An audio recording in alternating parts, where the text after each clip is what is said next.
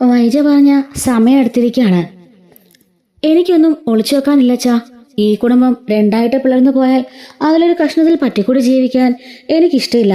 തകർച്ച എന്തുകൊണ്ടാ സംഭവിക്കുന്നതെന്ന് എനിക്കറിയാം. അതിന്റെ നിമിത്തം ഞാൻ തന്നെയാ. സൂക്ഷ്മതക്കുറവ് കൊണ്ട് എന്റെ ഈ കുടുംബം പിളരാതെ നോക്കേണ്ടത് എന്റെ ബാധ്യതയാ. എന്നെങ്കിലും ഈ വീട്ടിലേക്ക് എനിക്ക് തിരിച്ചുള്ള സാഹചര്യം ഉണ്ടായാൽ അന്ന് അച്ഛനും അമ്മയും മക്കളെല്ലാം ഒന്നിച്ചു കഴിയുന്ന ഒരു വീടായിരിക്കണം ഇത്.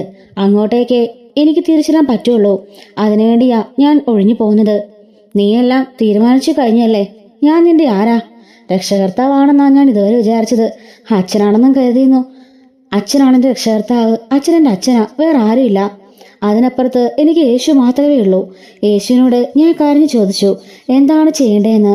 നിനക്ക് അവിടുന്ന് പോകേണ്ട സമയമായി എന്നാണ് എനിക്ക് കിട്ടിയ ഉത്തരം. അമ്മയ്ക്ക് തിരിച്ചു വരാൻ ഒരു തടസ്സമായിട്ട്, അമ്മയോടെ ജീവിക്കുന്നതിൽ ഒരു തടസ്സമായിട്ട് ഞാനവിടെ ഉണ്ടാകാൻ പാടില്ലച്ചാ. എങ്ങോട്ടാണ് പോകേണ്ടതെന്ന് എനിക്കറിയില്ല. എത്ര നാളത്തേക്കെന്ന് നിശ്ചയമില്ല. അത് അച്ഛൻ തന്നെ തീരുമാനിക്കണം.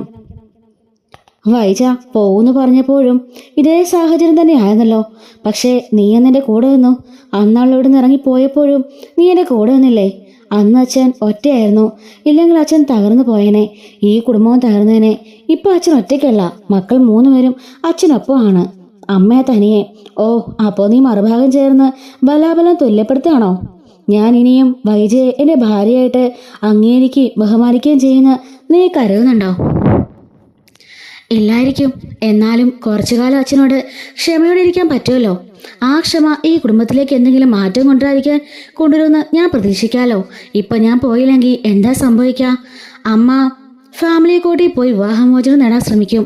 ഞാനും അച്ഛനും തമ്മിലുള്ള ബന്ധം കോടതി മുറിയിൽ തീരെ മോശമായിട്ട് അവതരിപ്പിക്കും. ഞാനും അച്ഛനും മക്കളും എല്ലാം കോടതിയിൽ കയറി നിൽക്കേണ്ടി വരും. കോടതി ഏത് തീരുമാനത്തിലെത്തിയാലും കേസിനെ പറ്റി അറിഞ്ഞവരെല്ലാം അച്ഛനും ഞാനും തമ്മിലുള്ള ബന്ധത്തെ തെറ്റിദ്ധരിക്കുക തന്നെ ചെയ്യും. അച്ഛന് വാശിയും ദേഷ്യവും കൂടിയാ ചിലപ്പോൾ എൻ്റെ ജന്മരഹസ്യവും കോടതിയിൽ വെളിപ്പെടുത്തിയെന്ന് വരും. അപ്പോഴോ ഒരിക്കലും തിരിച്ചിടാൻ പറ്റാത്തത്രത്തോളം ദൂരം നമ്മൾ പോണോ അച്ഛാ എന്ന് ചോദിക്കുകയാണ്. കഴിഞ്ഞ 22 വർഷക്കാലവും എന്നെ തോൽപ്പിച്ചവളാ വൈജയന്തി. ഇനിയും അവളുടെ മുമ്പിൽ മുട്ടുമുടക്കാൻ എനിക്ക് മനസ്സില്ല. ബാലചന്ദ്രൻ ദേഷ്യത്തോടെ പറയാണ്. ആരാ തോറ്റത്? അച്ഛൻ തോറ്റിട്ടില്ല. എനിക്കറിയാലോ. അമ്മയുടെ മുമ്പിൽ ജയിച്ചു നിൽക്കുന്നത് അച്ഛനാ. ജയിച്ചു എന്ന് അമ്മ കരുതിയാലും അച്ഛനറിയാലോ അമ്മയാണ് തോൽക്കണതെന്ന്. അന്തിമ ജയത്തിനുള്ള ആയുധം പോലും അച്ഛൻ്റെ കയ്യിലാണെന്ന് ഒരിക്കൽ അച്ഛൻ തന്നെയല്ലേ പറഞ്ഞത്? ബാലേന്ദ്രൻ മിണ്ടാ നിൽക്കാണേ. അലീന ബാലന്റെ കൈ പിടിച്ച് ചോദിക്കുന്നുണ്ട്. ഇത്രയും കാലം അച്ഛൻ പറഞ്ഞെല്ലാം ഞാൻ അനുസരിച്ചില്ലേ? അച്ഛൻ്റെ കൂടെ നിന്നില്ലേ ഞാൻ? അച്ഛൻ്റെ മക്കളുടെ കൂടെ നിന്നില്ലേ? പൊയ്ക്കോട്ടെ എന്ന് ഒരു അനുവാദമല്ലേ ചോദിക്കുന്നുള്ളൂ. അതെനിക്ക് തന്നൂടെ? അലീന കണ്ണുകൾ കലങ്ങിക്കൊണ്ടാണ് കേട്ടോ ചോദിക്കുന്നത്. അവൾ പറയുന്നതെല്ലാം സത്യമാണെന്ന് അയാൾക്കറിയാം. അവളാണ് ഈ കുടുംബം തകരാതെ പിടിച്ചു നിർത്തിയത്. വഴിതെറ്റി പോകുമായാണ് തൻ്റെ മക്കളെ നേർവഴിക്ക് നടത്തിയത്. അതിനുവേണ്ടി അവൾ അനുഭവിച്ച യാതനകൾ ത്യാഗങ്ങൾക്കും അളവില്ല. ഇപ്പോൾ അവൾ പോകണമെന്ന് നിർബന്ധം പിടിക്കുന്നതും കുടുംബം തകരാതെ പിടിച്ചു നിൽക്കട്ടെ എന്ന് കരുതിയാണെന്നും അയാൾക്കറിയാം. അച്ഛനെന്താ ഒന്നും പറയാത്തെ? ഞാൻ പോയിക്കോട്ടെ അച്ഛാ. അവള് ഭയങ്കര വല്ലാത്തൊരു വിഷമത്തിൽ നിസ്സഹായതയോടെ ബാലനോട് ചോദിക്കാൻ കേട്ടോ. അങ്ങനെ കോണിപ്പടി ഇറങ്ങി അലീന ഇറങ്ങി വരുന്നത് ബബിത ശ്രദ്ധിക്കുകയാണ്. മുഖമാകപ്പാടെ വിളറി വെളുത്ത് കരഞ്ഞുകൊണ്ടാണ് അവൾ ഇറങ്ങി വരുന്നത്. അവൾ മുറിയിലേക്ക് കയറി പോകുന്നവരെ ബബിത നോക്കി നിൽക്കുകയാണ്. എന്തോ പന്തികളുണ്ടെന്ന് കൃഷ്ണയ്ക്ക് മനസ്സിലായിട്ടോ. എന്താ ബബിതേച്ചി പ്രശ്നം? കൃഷ്ണ വന്നിട്ട് ബബിതയോട് ചോദിക്കുകയാണ്. തനിക്കറിയില്ല എന്നും പറഞ്ഞ് ബബിത പറയുന്നുണ്ട്. അച്ഛൻ വഴക്ക് പറഞ്ഞ് കാണുമോ? നീ അങ്ങോട്ട് ചെന്ന് എന്താ കാര്യം അന്വേഷിക്ക്. കൃഷ്ണ അലിയുടെ മുറിയുടെ വാതിൽക്കൽ പോയി അല്പനേരം നോക്കി നിന്നിട്ട് തിരിച്ചു വന്നു. അവിടെ ഇരുന്ന് കരച്ചില്ല ചേച്ചി. നീ ചോദിച്ചില്ലേ? ഒരാളിൽ നിന്ന് സങ്കടപ്പെട്ട് കരയുമ്പോൾ എനിക്ക് വയ്യ. ബബിതയും വാതിൽക്കൽ ചെന്ന് നോക്കാണ്. അലീന കട്ടിലിൽ ഇരിപ്പുണ്ട്. കരയുകയാണെന്ന് തോന്നുകയില്ല. പക്ഷെ ഇടയ്ക്ക് കൈപ്പത്തി കൊണ്ട് കണ്ണു തുളയ്ക്കുന്നുണ്ട്. ബബിത കൃഷ്ണയുടെ അരികെ ചെന്ന് അച്ഛനോട് ചോദിച്ചാ അറിയാലോ. അവൾ കോണിപ്പടി കയറാൻ തുടങ്ങി. മരുന്ന് കഴിച്ച് കിടക്കാനിരുന്ന ബാലചന്ദ്രൻ കൊതിനുള്ള മാറ്റെടുത്ത് യൂണിറ്റ് തിരുകി. സ്വിച്ച് ബോർഡിലെ പ്ലഗ് പോയിന്റിൽ തിരുകുമ്പോഴാണ് ബബിത മുറിയുടെ വാതിൽ നിന്നത്. ബാലേന്ദ്രൻ അവളെ നോക്കുകയാണ് കേട്ടോ. എന്താ? അച്ഛൻ്റെ മുഖത്തും അസ്വസ്ഥതയുണ്ടെന്ന് അവൾക്ക് മനസ്സിലായി. നീ എന്താ അവിടെ നിൽക്കുന്നേ? ഇങ്ങോട്ടേക്ക് കയറി വാ. ബബിത മുറിയിലേക്ക് കയറി ചെല്ലുന്നുണ്ടേ. എന്താച്ചാ പ്രശ്നം? പ്രശ്നോ? എന്ത് പ്രശ്നം? ഒന്നും അറിയാത്ത പോലെ അഭിനയിക്കല്ലേ. അച്ഛൻ്റെ മാനസപുത്രി കണ്ണീര് ഒലിപ്പിച്ചുകൊണ്ട് പോണ കണ്ടു. ബാലചന്ദ്രന് കാര്യം മനസ്സിലായിട്ടോ. ഇന്നുച്ചയ്ക്ക് സംസാര വിഷയം തന്നെ അവൾക്ക് പോകണമെന്ന് എന്താ ഇത്ര നിർബന്ധം? നിന്റെ അമ്മ ഇവിടുന്ന് പോവാൻ പറഞ്ഞു. എങ്കിലേ അവളോട് നിൽക്കുള്ളെന്ന്, അല്ലെങ്കിലേ അവൾ ഇവിടുന്ന് വിട്ടു പോകുന്നു. അതുകൊണ്ടാ അവൾ പോവാൻ തീരുമാനിച്ചേ. അച്ഛനത് സമ്മതിച്ചോ? ബാലചന്ദ്രന് അവളെ സൂക്ഷിച്ചു നോക്കാണ്. സമ്മതിക്കാതെ എന്തു ചെയ്യും? പോകണ്ടെന്ന് അച്ഛൻ നിർബന്ധമായിട്ട് പറഞ്ഞാൽ പോവോ? ഞാൻ എന്തിനാ നിർബന്ധിക്കുന്നേ? ആർക്ക് വേണ്ടിയാ? ഇവിടെ ആർക്കും അവളെ കണ്ടെടുത്താൽ കണ്ടൂടല്ലോ. ആർക്കാ കണ്ടുകൂടാത്തത്? അവൾക്കെതിരെ എല്ലാവരും ചേർന്ന് യുദ്ധമല്ലായിരുന്നോ? നീയും നിന്റെ അമ്മയും രോഹിത്തും കൊല്ലപ്പള്ളിക്കാരും. ഞാൻ ആരോടും യുദ്ധത്തിനില്ല, രോഹിയേട്ടനും ഇല്ല. ഇപ്പം ഞങ്ങൾക്കെല്ലാം ചേച്ചി നല്ല സ്നേഹമല്ലേ? എന്തായാലും അവൾ പോകാമെന്ന് തീരുമാനിച്ചു മോളെ. അച്ഛൻ വിടരുത്. എനിക്ക് ബലമായിട്ട് അങ്ങനെ പിടിച്ചു നിർത്താൻ പറ്റുമോ? അല്ലെങ്കിൽ തന്നെ എൻ്റെ ആരാ? അച്ഛൻ്റെ മോളല്ലേ അച്ഛാ? അച്ഛൻ പറഞ്ഞാൽ അവൾ അനുസരിക്കില്ലേ? അതൊക്കെ ശരി തന്നെയാ. പക്ഷേ 23 വർഷക്കാലം അവളെ ഞാൻ വളർത്തിയില്ലല്ലോ. അവളൊരു ഓർഫനേജിലല്ലേ വളർന്നത്. ഇപ്പോഴല്ലേ അവളെ ഞാൻ നോക്കാൻ തുടങ്ങിയേ. ഈ 5-6 മാസം കൊണ്ട് അവളുടെ മേലെ ഇങ്ങനെ അധികാരം കാണിക്കാൻ എനിക്ക് പറ്റുമോ? ഒരഭയം വേണമെന്ന് പറഞ്ഞപ്പോൾ ഇവിടെ വന്ന് എൻ്റെ മകളാണെന്ന് പറഞ്ഞപ്പോൾ ഞാൻ സ്വീകരിച്ചു. ഇതിപ്പോൾ പോകണമെന്ന് പറയുന്നു. എനിക്ക് എന്ത് ചെയ്യാനാവും? ഇത്രയും കാലം അവളെ അച്ഛനെപ്പോലെ നോക്കിയിരുന്നെങ്കിൽ എനിക്ക് പറയായിരുന്നു. ഈ നിമിഷം ഞാൻ എങ്ങനെ പറയാനാ? ഇന്നോ നാളെയോ അവൾ പോകുന്നില്ല. അവൾക്ക് പോകാൻ പറ്റിയ ഒരു സ്ഥലം കണ്ടുപിടിക്കണം. അവൾക്ക് ജീവിക്കാനൊരു ജോലി വേണം. അതിനിടയിലേക്ക് എന്തെങ്കിലും മാറ്റം വരുമെന്ന് നോക്കാം. 2 ആഴ്ചയാ നിന്റെ അമ്മ കൊടുത്തിരുന്ന കാലാവധി. അതിനുമ്പ് പൊക്കോണമെന്നാ പറഞ്ഞേക്കുന്നേ. ബബിതയാണെങ്കിലോ ആകെപ്പാടെ വിഷമാണ് കേട്ടോ. ഒന്നും മിണ്ടാതെ മുറിവിട്ട് പോയി. ബബിതയോടിപ്പോൾ ബാലേന്ദ്രന് എന്തെന്നില്ലാത്ത സഹാനുഭൂതി തോന്നാണ് കേട്ടോ. പുറമേ നിഷേധപ്രകൃതമാണെങ്കിലും അവളുടെ മനസ്സ് അയാൾ കാണുന്നുണ്ട്. ഇത്രയും കാലം അലീനെ തെറ്റിദ്ധരിക്കുകയും വെറുക്കുകയും വേദനിപ്പിക്കുകയും ചെയ്തവളാണ് തൻ്റെ മകൾ. അവൾക്കതിൽ പശ്ചാത്താപമുണ്ടെന്നും അയാൾക്കറിയാം. അലീന സുഖമില്ലാതെ കിടന്ന ദിവസങ്ങളിൽ ബബിത അവളുടെ പരിചരണക്കാരനെടുത്ത താല്പര്യവും സൂക്ഷ്മതയും ബാലൻ ശ്രദ്ധിക്കുന്നുണ്ടായിരുന്നു. ഹൃദയത്തിൽ ഓളം വിട്ടുന്ന പ്രിയം അറിയാതെ തുളുമ്പി പോവുകയാണ്. അലീന എത്രയോ നാൾക്ക് മുമ്പ് മുന്നോട്ട് വെച്ച സ്നേഹത്തിന്റെ കീഴടങ്ങൽ കരാറിനെതിരെ ഇത്രയും കാലം ചേർത്തതിനു ശേഷം അവൾ അടിയറവ് പറഞ്ഞിരിക്കുന്നു. ബാധ്യതകളൊന്നുമില്ലാതെ അവളും ആ ഉടമ്പടിയിൽ ഒപ്പുവെച്ചു. ബാലചന്ദ്രൻ തന്റെ മക്കളെ ഓർത്ത് വ്യസനമുണ്ടായിട്ടോ. അലീനയുടെ സാമീപ്യം അവർക്ക് ഏറ്റവും ആവശ്യമുള്ള ഈ അവസരത്തിൽ അവർ അത് അത്യധികമായി ആഗ്രഹിക്കൂടി ചെയ്യുന്ന വേളയിലാണ് അവൾ പിരിഞ്ഞു പോകുന്നത്. അലീന രാവിലെ അടുക്കളയിൽ ജോലി ചെയ്തുകൊണ്ടിരിക്കുകയാണേ. ബബിത അങ്ങോട്ട് നടന്നിട്ട് അലിനോട് ചോദിച്ചു, രാവിലെ എന്തിനാ ഇതൊക്കെ അറിഞ്ഞുകൊണ്ടിരിക്കുന്നേ? തോരൻ വയ്ക്കാൻ. സ്കൂളിലേക്ക് ചോറും കോളേജിലേക്ക് ചോറും കൊണ്ടുപോകണ്ടേ? ഇന്ന് വേണ്ട, ക്ലാസ് ഉച്ചയ്ക്ക് വിടും. ആണോ? എങ്കിലും അലീന തന്റെ ജോലി തുടർന്നിട്ടോ. ബബിത എന്തോ ആലോചിച്ചോടെ നിൽക്കാണ്. എന്നാ ഇവിടുന്ന് പോന്നേ? ആര്? ബബിത അലിയുടെ നേർക്ക് വിരൽ ചൂണ്ടി. എന്തിനായി ആംഗ്യ ഭാഷ? ചേച്ചിനെ വിളിക്കാൻ കുറച്ചിലാണെങ്കിൽ നിനക്കെന്റെ പേര് വിളിച്ചൂടെ? അലീന ചെറു പുഞ്ചിരിയോടെ ചോദിച്ചു. കുറെ നാളായി ബബിത അലീനയെ ഇങ്ങനെ ഒന്നും വിളിക്കാതെ കണ്ടു സംസാരിക്കുന്നത്. കൈ ചൂണ്ടി കാണിക്കുകയോ അങ്ങനെയൊക്കെ ചെയ്യുള്ളൂ. അതുകൊണ്ട് അവള് ഇത്രയും കാലം ഒരുമ്പട്ടവളെന്നും വൃത്തിയോട്ടുള്ളെന്നൊക്കെ വിളിച്ചതല്ലേ. ആ നാവ് കൊണ്ട് അലിന ചേച്ചിനെ വിളിക്കാൻ അവൾക്കൊരു മടിയുണ്ട് കേട്ടോ. ഞാനെന്തെങ്കിലും എൻ്റെ സൗകര്യം പോലെ വിളിച്ചോളാം, ബബിത പറയാണ്. ആര് പോണ കാര്യം എന്ന് ചോദിച്ചത്? അലീന കുസൃതിയോടെ അവളെ നോക്കുന്നുണ്ട്. മത്തങ്ങ തല പോ. ബബിത ദേഷ്യപ്പെട്ട് കിച്ചണിൽ നിന്ന് ഇറങ്ങിപ്പോയിട്ടുണ്ട് കേട്ടോ. സ്കൂളിലേക്ക് പോകുന്നതിന് മുമ്പ് ബ്രേക്ക്ഫാസ്റ്റ് കഴിക്കാനിരിക്കുമ്പോഴും ഉച്ചയ്ക്ക് സ്കൂൾ വിട്ട് വന്ന് ഊണ് കഴിക്കാനിരിക്കുമ്പോഴും എല്ലാം അവൾ അലീനയുടെ മുഖത്തേക്ക് നോക്കിയത് പോലുമില്ല.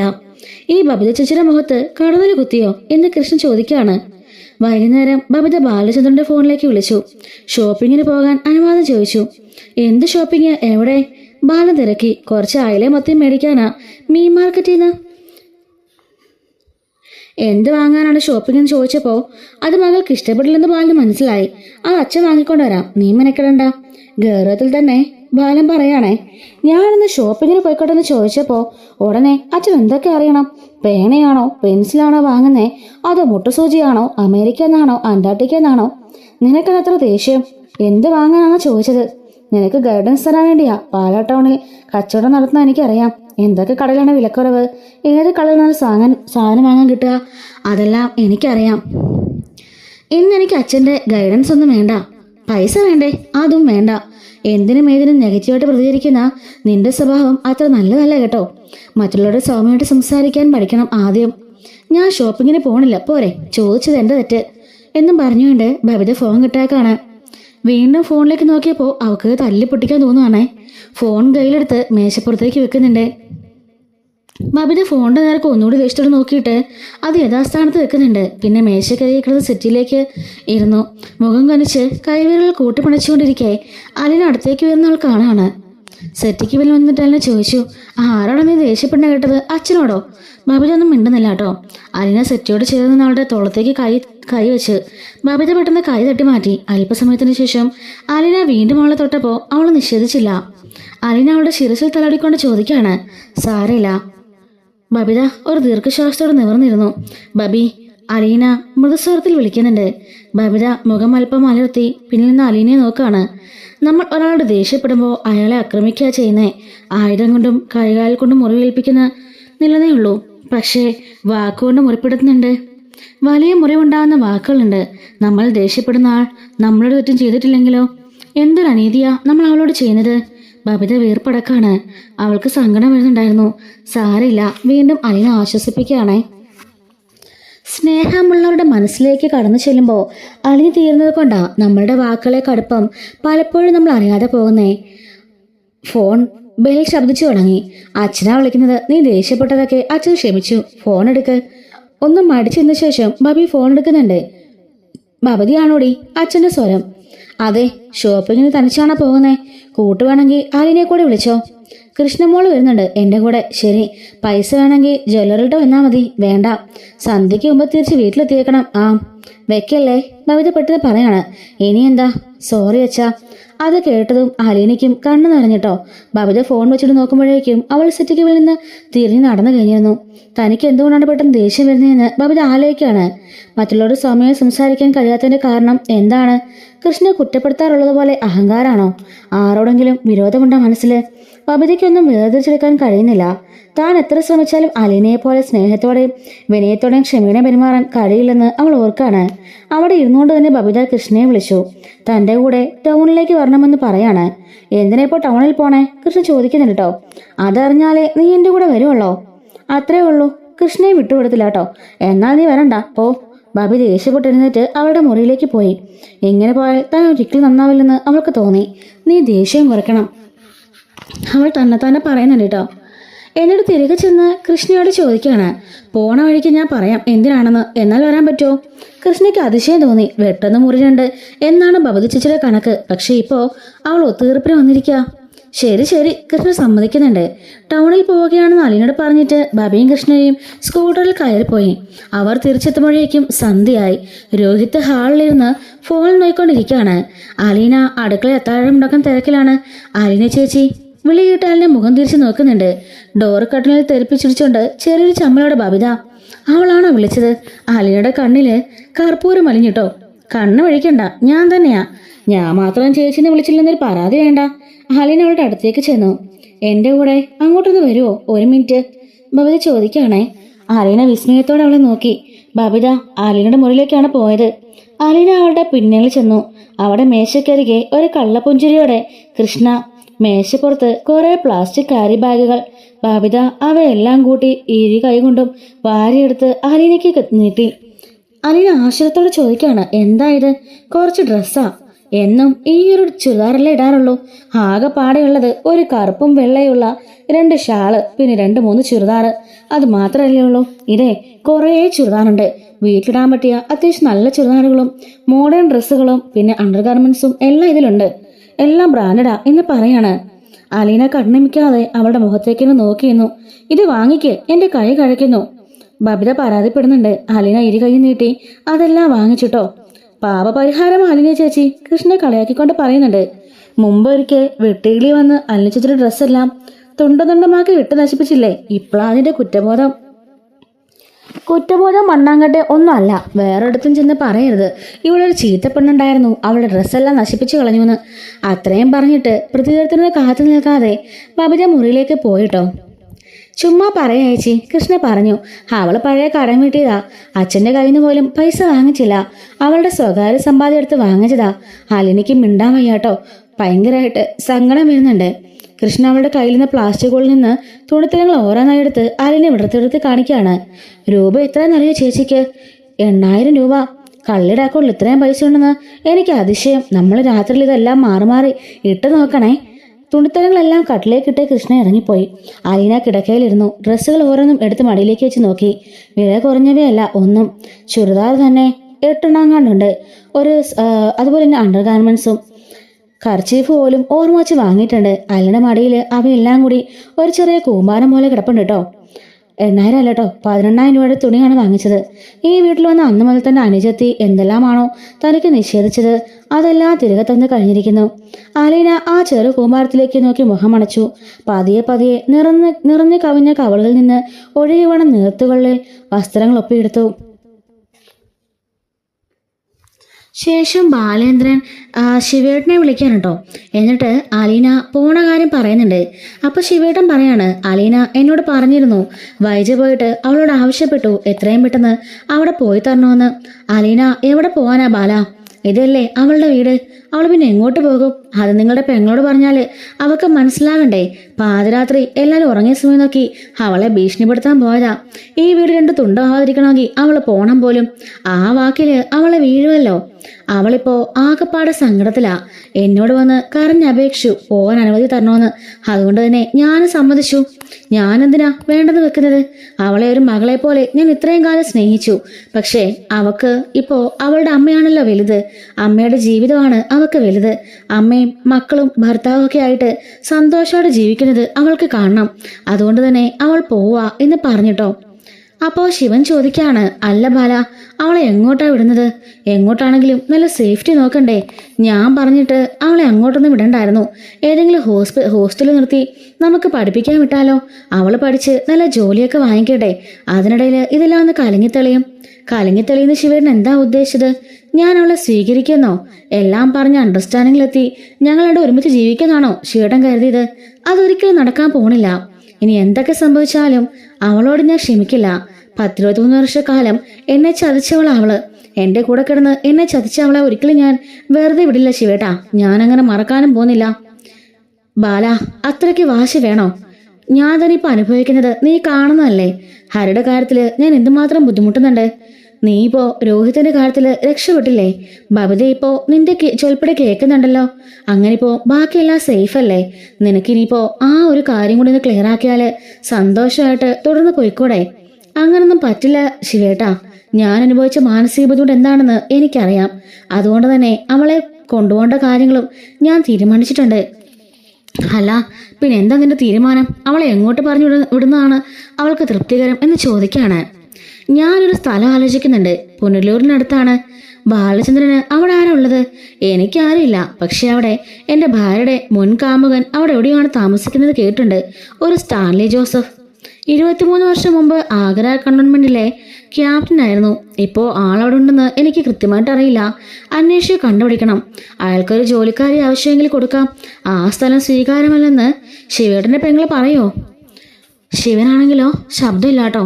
ശ്വാസം കഴിക്കുന്ന ഉച്ച പോലും ഇല്ല. ശിവേട്ടനുണ്ടോ ലൈനിൽ? അതോ കട്ടായോ? ഞാൻ കേൾക്കുന്നുണ്ട്.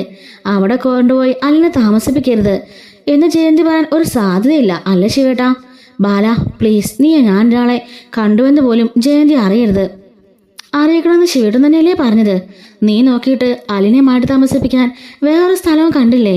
ഇല്ല ശിവേട്ടാ, എനിക്ക് അലിനെ അവിടെ താമസിപ്പിക്കാൻ ഇഷ്ടം. ഞാൻ ഇന്ന് തന്നെ അയാളെ അന്വേഷിച്ച് പോവാ. ആരെ? ക്യാപ്റ്റൻ സ്റ്റാൻലി ജോസഫിനെ. ബാലേന്ദ്രൻ അടക്കിച്ചിരിക്കുന്നുണ്ട്. അതിലൊരു പ്രതികാര ധ്വനിയുണ്ട് കേട്ടോ. അങ്ങനെ ബാലചന്ദ്രൻ നീലഗിരിയിലേക്ക് ഗംഗാധരമേനോനെ വിളിക്കാണ്. ഹലോ ഗംഗേടനല്ലേ? അതെ ബാല. എന്താ ബാല? ഞാനൊരു അത്യാവശ്യക്കാരൻ പറഞ്ഞിട്ട് വിളിച്ചതാ. എന്താ? അത് പിന്നെ അലീന വിളിച്ചോ ഗംഗേട്ടനെ? ഇല്ല. ശിവേട്ടനെ വിളിച്ചിരുന്നു. വൈജ അലിയുടെ പോകാൻ പറഞ്ഞ കാര്യങ്ങളെല്ലാം എന്നോട് പറഞ്ഞു. ഞാനിവിടെ കുറച്ച് തിരക്കായിപ്പോയി. അതാ ഞാൻ അങ്ങോട്ടേക്ക് വരാതിരുന്നത്. വൈജി എന്താ ഇങ്ങനെ? അത് എന്നോടാണോ ഗംഗേട്ട ചോദിക്കേണ്ടത്? അവൾ നിങ്ങളുടെ പെങ്ങളല്ലേ? നിങ്ങൾക്കല്ലേ അറിയുള്ളൂ അവൾ എന്താ ഇങ്ങനെയെന്ന്. അവളോട് എത്ര പറഞ്ഞാലും മനസ്സിലാവില്ല. അഹങ്കാരത്തിന് കയ്യും കാലും വെച്ച ഒരു സാധനമാണത്. ഒരു രാക്ഷസി. അത്രമാത്രം ഗംഗേട്ടൻ അറിഞ്ഞാൽ മതി.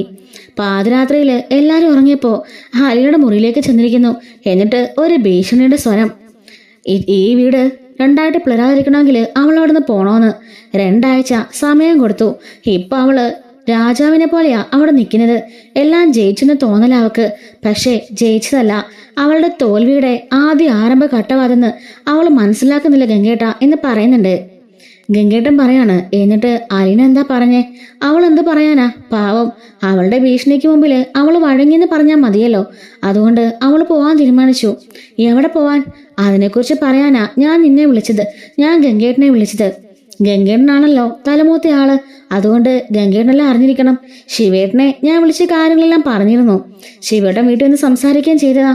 പക്ഷേ വൈജ ഒരു തെല്ല് പോലും അടുക്കുന്നില്ല. അവളെ പറഞ്ഞിട്ടുണ്ടെന്ന് പറഞ്ഞപ്പോ അവൾ ആകെപ്പാട് വിഷയമായിരുന്നു. അവക്ക് ഒറ്റയ്ക്ക് അവിടെ താമസിക്കണം, അലീന അവിടെ പാടില്ല. അലീന എല്ലാവർക്കും കൈവശം കൊടുക്കാണെന്നാ അവള് പറയുന്നേ. എന്നാൽ സ്വന്തം മകന്റെ മകളുടെ ജീവിതം അവളെ നേർവഴിക്ക് കൊണ്ടുവന്നെന്ന് ഇവളെ കരുതുന്നില്ല. അവൾക്ക് പറ്റി തെറ്റെന്താണെന്നുള്ള മനസ്സിലാക്കുന്നുമില്ല. ഒന്നും സംഭവിക്കാത്ത പോലെ അവൾ ഇപ്പോഴും പതിവ്രത ചമഞ്ഞ് അഭിനയിച്ചുകൊണ്ടിരിക്കുകയല്ലേ വഞ്ചരി. ഇത്രയും വർഷക്കാലം എന്നെ ചതിച്ചവളാ അവള്.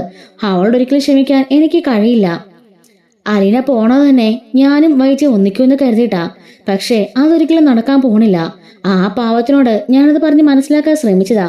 പക്ഷെ എവിടുന്ന് അവളത് മനസ്സിലാക്കാൻ ശ്രമിക്കുന്നില്ല എന്നും പറഞ്ഞുകൊണ്ട് ബാലൻ പറയുന്നുണ്ട് കേട്ടോ. പിന്നെ എനിക്കൊരു അഡ്രസ്സ് വേണമായിരുന്നു. നിങ്ങൾക്ക് അറിയാവുന്ന അഡ്രസ്സാണ്. ആരുടെ? One mister Stanley Joseph. പണ്ട് ക്യാപ്റ്റനായിരുന്നു ആഗ്ര കണ്ടോൺമെന്റിൽ. ഇപ്പോൾ എവിടെയുണ്ടെന്നോ ഏത് പൊസിഷനിലാണെന്നോ അറിഞ്ഞൂടാ. അപ്പോഴേക്കും ഗംഗേട്ടൻ ഒന്നും മിണ്ടുന്നില്ല. ഹലോ ബാലൻ, ഇപ്പോൾ എന്തിനാ സ്റ്റാൻലി ജോസഫിന്റെ അഡ്രസ്സ്? ആവശ്യമുണ്ട്. എൻ്റെ കൈവശാളുടെ അഡ്രസ്സ് ഇല്ല. സാരില്ല, ഞാൻ ജയന്തോട് ചോദിച്ച് മനസ്സിലാക്കിക്കോളാം. 2 വർഷക്കാലം അയാളെ പ്രേമിച്ച് 6 മാസത്തോളം അയാളുടെ കൂടെ കിടന്ന ഒടുക്കം അയാളുടെ കുഞ്ഞിനെ പ്രസവിച്ച ജയന്തി ആ അഡ്രസ്സ് തീർത്തും മറന്നു പോകാനിടില്ല. വെക്കട്ടെ ബാല, വെക്കരുത്.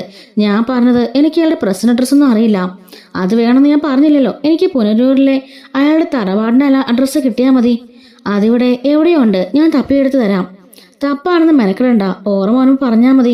റിട്ടയർഡ് ചെയ്തെങ്കിലും ലെഫ്റ്റനന്റ് കേണലിന്റെ ഓർമ്മശക്തിക്ക് തകരാറൊന്നും ഇല്ലെന്ന് എനിക്കറിയാം. എന്തിനാ ബാലൻ നിനക്കിപ്പോ സ്റ്റാൻലിയുടെ അഡ്രസ്സ്? വീണ്ടും കുഴപ്പം കുത്തിപ്പൊക്കാനാണോ? ഇനി എന്ത് കുത്തിപ്പൊക്കാൻ? താനെ കുത്തിപ്പൊങ്ങിയത് അങ്ങനെ തന്നെ ഇരിക്കുക, താഴ്ന്നു പോയിട്ടില്ല. ബാല, അടഞ്ഞ അധ്യായങ്ങളല്ല അതെല്ലാം. അത് നിങ്ങൾക്ക്, എനിക്കതെല്ലാം പുതിയ അധ്യായങ്ങളാ. ഞാനൊന്ന് വായിച്ച് രസിക്കട്ടെ. എൻ്റെ ഭാര്യയുടെ പൂർവ്വ കാമുകനെ, അവൾ വിവാഹത്തിന് പ്രസവിച്ച കുട്ടിയുടെ അച്ഛനെ ഒന്ന് കാണാനേ എനിക്കൊരു കൊതി. അഡ്രസ്സ് പറഞ്ഞോ, ഞാൻ കുറിച്ചെടുത്തോളാം. അങ്ങനെ ഗംഗയുടെ ചോദിക്കാണ്, അല്ല എന്തിനാ ഇപ്പം അഡ്രസ്സ് നീ പറഞ്ഞില്ലല്ലോ? ഹലീനനെ എങ്ങോട്ടെങ്കിലും മാറ്റി പാർപ്പിക്കണ്ടേ? അതല്ലേ നിങ്ങളുടെ പെങ്ങളുടെ ആവശ്യം. അതുകൊണ്ട് ഞാൻ തീരുമാനിച്ചു, അവളെ ഇനി അവളുടെ അച്ഛൻ സ്റ്റാൻലി ജോസഫിന്റെ അടുത്തേക്ക് വിടാൻ പോണത്. അയാൾ ഇനി വളർത്തട്ടെ അയാളുടെ മകളെ. ഇങ്ങനൊരു മകളുണ്ടെന്ന് അയാൾ അറിയട്ടെ എന്ന് പറയുന്നുണ്ട്. ഗംഗേട്ടനാണെങ്കിലോ ഒന്നും പറയാൻ വയ്യാട്ടോ, മിണ്ടാതിരിക്കുകയാണ്. അങ്ങനെ പുനലൂരിലെ അഡ്രസ്സ് മേടിച്ചുകൊണ്ട് ബാലേന്ദ്രൻ അങ്ങോട്ടേക്ക് ചെല്ലുന്നുണ്ട്. ചെല്ലുമ്പോൾ അവിടെ ഒരു പ്രായമായ ആളിരിക്കുകയാണേ. ക്യാപ്റ്റൻ സ്റ്റാൻലി ജോസഫിന്റെ വീടല്ലേ ഇത്? ബാലൻ ചോദിച്ചു. ക്യാപ്റ്റനൊക്കെ പണ്ട്, അയാൾ കേണലായിട്ട് റിട്ടയർഡ് ചെയ്തേ. വെറുതെ അഭിമാനത്തോടെ പറയുന്നുണ്ട്. താങ്കൾ ആരാ? ബാലൻ സൗമ്യയോട് ചോദിക്കുന്നുണ്ട്. സ്റ്റാൻലിയുടെ അപ്പനാ ഞാൻ. പേര് അവതക്കുട്ടി. അവതക്കുട്ടി ചായനെന്നാ എല്ലാരും വിളിക്കാറ്. നമ്മൾ ആരാണെന്ന് പറഞ്ഞില്ലല്ലോ. അവതക്കുട്ടിച്ചായന്റെ ചോദ്യത്തിന് ബാലേന്ദ്രന് മറുപടി പറയാൻ ഭാവിക്കുമ്പോഴേക്കും ഒരു യുവാവ് അങ്ങോട്ടേക്ക് ഇറങ്ങി വന്നിട്ടോ. നീ എങ്ങോട്ടേക്ക് ആരോപിച്ച? അവതക്കുട്ടിച്ചായൻ ചോദിക്കുന്നുണ്ട്. ഇന്നൊരു കല്യാണമുണ്ട് പത്തനാപുരത്ത്, എൻ്റെ ഒരു ഫ്രണ്ടിന്റെ പെങ്ങടയാ. എന്നിട്ട് അയാൾ ബാലിനെ ആകെ നോക്കി. ഇതാരാ അപ്പച്ച? ലാലിച്ചനെ അന്വേഷിച്ചു വന്നതാ. ആരാ എന്താന്നൊക്കെ ചോദിച്ച് പറഞ്ഞു വരുന്നതേ ഉള്ളൂ. എവിടുന്ന് വരുവാ? കോട്ടയത്തുനിന്ന് എന്ന് ബാലേന്ദ്രൻ കള്ളം പറയാണേ. ഞാൻ സ്റ്റാൻലി ജോസഫിന്റെ ഒരു പഴയ സ്നേഹിതനാ. പേര് ബാലേന്ദ്രൻ. ലാലിച്ചായൻ ഇവിടെയുള്ള താമസം അങ്ങ് കൊളത്തുപുഴയാ. ഇത് തറവാടാ. സ്റ്റാൻലിയുടെ അനുജനാണോ? ബാലൻ ചോദിക്കാണ്. അതെ, എൻ്റെ പേര് റോബർട്ട്. ഇതെന്റെ ഏറ്റവും ഇളയ മകനാ, അവതക്കുട്ടിച്ചായൻ പറയുന്നുണ്ട്. ബാലചന്ദ്രനോടായിട്ട് പറഞ്ഞിട്ട് റോബർട്ട് കാർപാസിലേക്ക് ഇറങ്ങാണേ. എനിക്കൊരു കല്യാണമുണ്ട്, പോയിട്ട് വരട്ടെ. ഇങ്ങോട്ട് കയറി ഇരുന്നാട്ടെ. അവതക്കുട്ടിച്ചായൻ മുറ്റത്തു നിന്ന് ബാലേന്ദ്രനെ ക്ഷണിക്കുന്നുണ്ടേ. ബാലേന്ദ്രൻ സിറ്റൗട്ടിലേക്ക് കയറിയിരുന്നു. മൃദൻ കസേര ചൂണ്ടി കാണിച്ചു. ബാലേന്ദ്രൻ അവിടെ ഇരിക്കുകയാണ്. കുടിക്കാൻ എടുക്കട്ടെ? ഇത്രയും ദൂരം വന്നതല്ലേ. കാപ്പി ചായ എന്താ വേണ്ടേ? ഒന്നും വേണ്ട, ഞാനിടയ്ക്ക് ടൗണിലിറങ്ങി ചായ കുടിച്ചു. പേരെന്താന്നാ പറഞ്ഞേ? ബാലേന്ദ്രൻ. എന്ത് ചെയ്യാ കോട്ടയത്ത്? ബിസിനസ്സാ. ലാലിച്ചനുമായിട്ട് എങ്ങനാ പരിചയം? അവന്റെ കൂടെ പണ്ട് പട്ടാളത്തിലുണ്ടായിരുന്നോ? സ്റ്റാൻലി ജോസഫിനെയാണോ ലാലിച്ചൻ എന്ന പേരുകൊണ്ട് ഉദ്ദേശിക്കുന്നത്? അവനെ വീട്ടിൽ വിളിക്കുന്നത് ലാലിച്ചൻ എന്നാ. എൻ്റെ മൂത്ത മകനാ. ഇവിടെയുള്ള താമസമല്ലേ? അവനങ്ങ് കൊളത്തൂപ്പുഴയാ. അവിടെ ഒരു തോട്ടമുണ്ട്, മുഴുവൻ റബ്ബറാ. അവിടെ സ്റ്റാൻലി കുടുംബസമേതമാണ് താമസം. കുടുംബം അഞ്ചലിലാ. അവിടെ വീടും പുരയിടം ഒക്കെയുണ്ട്. കുട്ടികൾക്ക് പഠിക്കാൻ കോളേജ് സൗകര്യങ്ങളൊക്കെ അഞ്ചലിലേ ഉള്ളൂ. അല്ലെങ്കിൽ പിന്നെ പുനലൂർ തന്നെ വരണം. അപ്പോൾ കുളത്തൂപ്പുഴയിൽ താമസമാണെന്ന് പറഞ്ഞതോ? അവിടെ ചെറിയൊരു ബംഗ്ലാവുണ്ട്, നല്ല സ്ഥലമാ. എനിക്കിപ്പോൾ സ്റ്റാൻലി ഒന്ന് കാണണമെങ്കിൽ എവിടെ ചെല്ലണം? അഞ്ചലിലെ ഫോൺ നമ്പർ തരാം, അവിടെ ഒന്ന് വിളിച്ച് ചോദിച്ചിട്ട് പോയാൽ മതി. മിക്കവാറും കുളത്തൂപ്പുഴയായിരിക്കും. അവധക്കുട്ടിച്ചായം പറയുന്നുണ്ട്. കുളത്തൂപ്പുഴയിലെ അഡ്രസ്സും ഫോൺ നമ്പറും തരാവോ? അതെന്താ, തരാലോ. അഡ്രസ്സൊന്നും ഇല്ലെങ്കിലും കുളത്തൂപ്പുഴയിൽ ചെന്ന് ആരോട് ചോദിച്ചാലും പറഞ്ഞു തരും. ബാലേന്ദ്രൻ പോക്കിൽ നിന്ന് ഡയറി എടുക്കുന്നുണ്ട്. അവധക്കുട്ടിച്ചാൻ പറഞ്ഞു കൊടുത്ത അഡ്രസ്സും ഫോൺ നമ്പറും കുറിച്ചെടുക്കുന്നുണ്ട് കേട്ടോ. സ്റ്റാൻലി ജോസഫ് ഇവിടെ വരാറില്ലേ? എന്തെങ്കിലും വിശേഷം ഉണ്ടെങ്കിൽ വരും. സ്റ്റാൻലിക്ക് മക്കൾ എത്രയാ? 3. അപ്പോൾ ബാലൻ മനസ്സിൽ ഓർക്കുന്നുണ്ടേ, തനിക്ക് മക്കൾ 3 അല്ല, ലാലിച്ചിനുമായിട്ട് എങ്ങനെ പരിചയം എന്ന് പറഞ്ഞില്ലല്ലോ. 23 വർഷം മുമ്പുള്ള പരിചയമാ. സ്റ്റാൻലി എന്ന മിലിറ്ററി ക്യാപ്റ്റനാ. ആഗ്ര കണ്ടോൺമെന്റിൽ ഞാനെന്ന് അവിടെ ഒരു കമ്പനിയിൽ ജോലി ചെയ്യുന്നുണ്ടായിരുന്നു. ഓ, അത്രയും പഴയ പരിചയമല്ലേ? പിന്നീട് ലാലിച്ചിനെ കണ്ടിട്ടില്ലേ? ഇല്ല. ആ കാലത്തോടെ നാട്ടിലെത്തിയ സ്റ്റാൻലിക്ക് ഒരു ആക്സിഡന്റ് ഉണ്ടായല്ലോ. അതിനുശേഷം യാതൊരു സമ്പർക്കവും ഇല്ല. അതൊക്കെ എത്ര കാലം മുമ്പാ? ആഗ്രയിലായിരുന്നപ്പോൾ സ്റ്റാൻലിക്ക് പാലക്കാരി ഒരു പെണ്ണുമായിട്ട് അടുപ്പമുണ്ടായിരുന്നു. അവർ തമ്മിൽ രജിസ്റ്റർ മാരേജ് നടത്തി കുറെ കാലം ഒന്നിച്ച് താമസിക്കുകയും ചെയ്തിരുന്നു. ആ സ്ത്രീ ആയിരിക്കും സ്റ്റാൻലിയുടെ ഭാര്യയല്ലേ? അപ്പോഴേക്കും വൃദ്ധന്റെ മുഖത്തെ ആ ഒരു ഇതൊക്കെ അങ്ങ് മാറിട്ടോ. ആ അവധക്കുട്ടിച്ചായന്റെ മുഖമൊക്കെ കുറച്ച് കടുപ്പത്തിലായി. അല്ല, അതൊക്കെ അവന്റെ അന്നത്തെ അറിവില്ലായ്മ കൊണ്ട് കാട്ടിക്കൂട്ടിയ കോപ്രായങ്ങളല്ലേ? തിരിച്ചറിവുണ്ടായപ്പോ അവൻ അതൊക്കെ തിരുത്തി. അവധക്കുട്ടിച്ചായൻ സ്വരം ഭയങ്കര ദേഷ്യത്തിലായിട്ടോ. ഞാൻ കരുതിയത് സ്റ്റാൻലി അവളെ കല്യാണം കഴിച്ച് മക്കളുമായി സുഖമായിട്ട് ജീവിക്കുകയാണെന്നാ. അവർ തമ്മിൽ അത്രയ്ക്ക് സ്നേഹത്തിലായിരുന്നു. മാത്രമല്ല, ആ പെണ്ണപ്പം പൂർണ്ണ ഗർഭിണിയായിരുന്നല്ലോ. അതൊന്നും ഞങ്ങൾക്കറിയില്ല. എന്തെങ്കിലും കിട്ടുമെന്ന് അറിയാൻ വേണ്ടി ബാലേന്ദ്രൻ ഒന്നുകൂടെ ചെകഞ്ഞു നോക്കുകയാണേ. സ്റ്റാൻലി അവളെ കല്യാണം കഴിച്ചില്ലെങ്കിലും അവൾക്ക് സ്റ്റാൻലിയുടെ ഒരു കുട്ടിയെ പ്രസവിച്ചിട്ടുണ്ടാവും എന്ന കാര്യം തീർച്ചയാണ്. ആ കുട്ടി ജീവിച്ചിരിപ്പുണ്ടെങ്കിൽ ഇപ്പോൾ അതിന് 24 വയസ്സ് ആവുമായിരിക്കും അല്ലേ? അവധക്കുട്ടിച്ചായന് ഭയങ്കര അസ്വസ്ഥതയാവുന്നുണ്ട്. ഇതൊക്കെ അന്വേഷിക്കാനാണോ നിങ്ങളിപ്പോൾ ഇങ്ങോട്ടേക്ക് വന്നത്? ഹേയ്, ഞാൻ സ്റ്റാൻലിയെ കാണാൻ വേണ്ടി വന്നതാ. അക്കൂട്ടത്തിൽ എനിക്ക് ഓർമ്മയുള്ള ചെറിയ പഴയ കാര്യങ്ങൾ പറഞ്ഞേ ഉള്ളൂ. എന്നാൽ ഇവിടെ എല്ലാവരും മറന്ന കാര്യങ്ങളാ അതെല്ലാം. നിങ്ങൾ ലാലിച്ചിനെ കാണുമ്പോൾ അതൊന്നും ഓർമ്മിപ്പിക്കണ്ട. അവനും എല്ലാം മറന്നു കഴിഞ്ഞതാ. ഓക്കെ, അങ്ങനെ ആയിക്കോട്ടെ. ബാലനാണെങ്കിൽ പോകാനായിട്ട് എഴുന്നേറ്റു. ചായ കഴിച്ചിട്ട് പോകാം, എന്തായാലും എത്ര വന്നല്ലേ. എനിക്ക് സ്റ്റാൻലിയെ കാണാൻ തിടുക്കായിട്ടുണ്ട്. ഞങ്ങൾ തമ്മിലുള്ള ബന്ധം അങ്ങനെയാ. അതൊന്നും ആരെയും പറഞ്ഞ് മനസ്സിലാക്കാൻ പറ്റില്ല. ബാലനവിടെ നിന്ന് ഇറങ്ങുന്നുണ്ട്. മുറ്റത്ത് കിടന്ന കാൽ ചെന്ന് കയറി കാർ സ്റ്റാർട്ട് ചെയ്ത് മുറ്റത്ത് തിരിച്ച് ഇരുവശവും കയ്യാലെ കെട്ടിയ റബ്ബർ കല്ലിൽ മൂടിയ വഴിത്താരിലൂടെ ഓടിച്ചുപോയി. അങ്ങനെ കുളത്തൂപ്പുഴയുള്ള സ്റ്റാൻലിയുടെ വീട്ടിലേക്ക് ബാലേന്ദ്രൻ ചെല്ലാനുണ്ടോ. ഡോർ തുറന്ന് ഇറങ്ങണ വേണ്ടി ആലോചിച്ചിരിക്കുകയാണ്. അപ്പോഴേക്കും ഒരാൾ അങ്ങോട്ടേക്ക് വന്നിട്ട് പറഞ്ഞു, ധൈര്യമായിട്ട് ഇറങ്ങിക്കോ സാറേ, ആ പട്ടികൾ ഒന്നും ചെയ്യില്ല. അവിടെ നിറച്ചും പട്ടികളാണ് കേട്ടോ. സ്റ്റാൻലി ജോസഫിന്റെ തോട്ടല്ലേ ഇത്? അതെ. അദ്ദേഹം ഇവിടെ ഉണ്ടോ?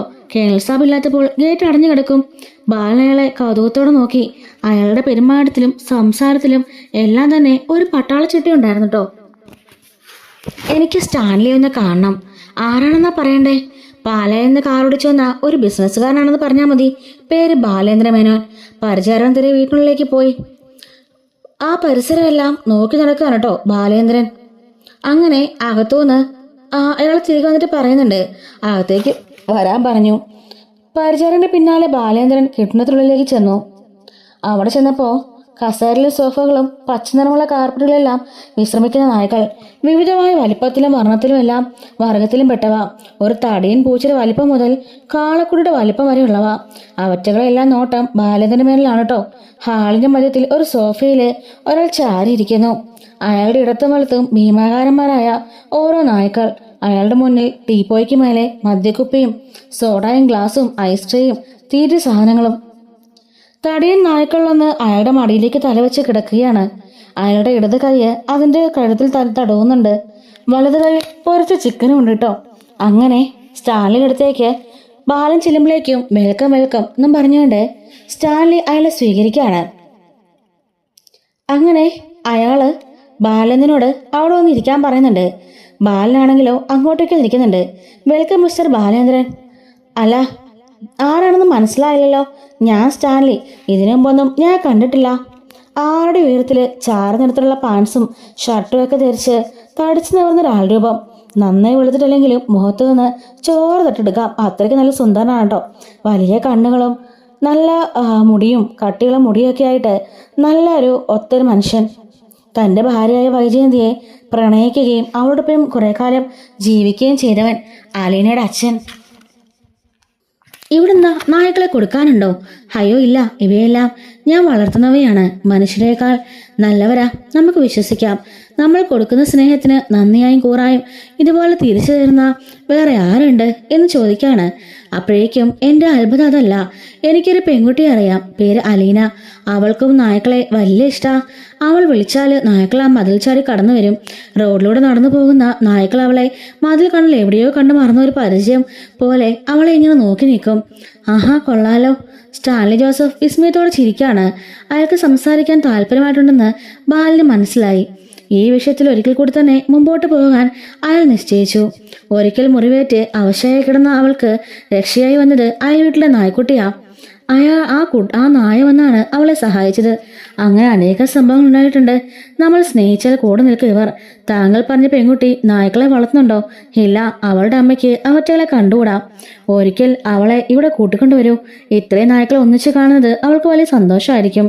തീർച്ചയായും ഞാൻ കൂട്ടിക്കൊണ്ടുവരുന്നുണ്ട്. അതേപ്പറ്റി സംസാരിക്കാനാണ് ഞാനിപ്പോൾ വന്നതും. ബാലമേനന്റെ ആ മറുപടി സ്റ്റാൻലി ജോസഫിനെ തെല്ലമ്പരിപ്പിച്ചു. ഒരു പട്ടാളക്കാരൻ്റെതായ കരുതലും സംശയം അയാളുടെ കണ്ണുകളിൽ കാണാനുണ്ട് കേട്ടോ.